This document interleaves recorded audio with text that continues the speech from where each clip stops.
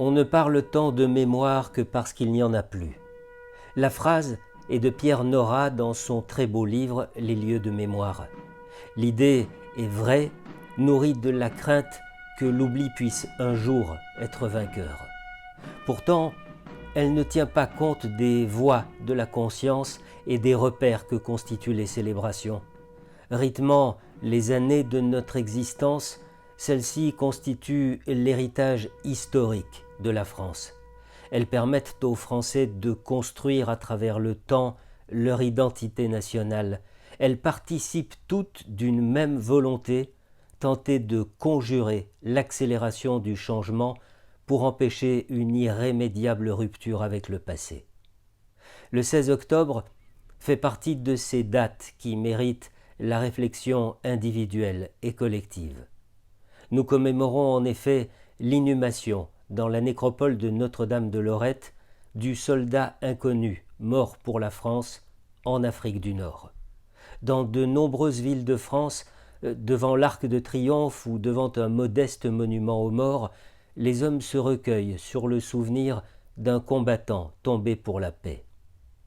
Cette commémoration constitue un devoir moral. Elle répond à un souci de justice, de vérité et d'apaisement.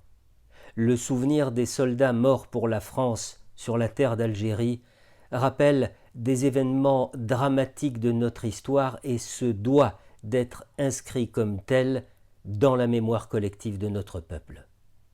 Si le soldat inconnu d'Afrique du Nord était encore parmi nous, il entretiendrait à coup sûr la flamme du passé, mais il serait aussi incontestablement engagé dans les nouveaux combats pour la paix.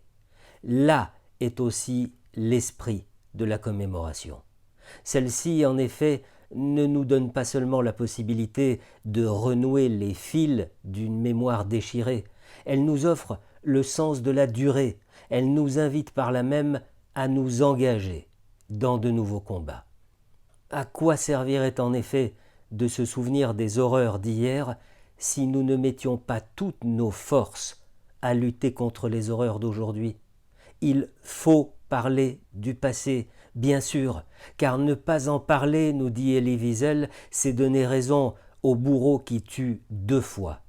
La deuxième en tentant d'effacer les traces de son crime.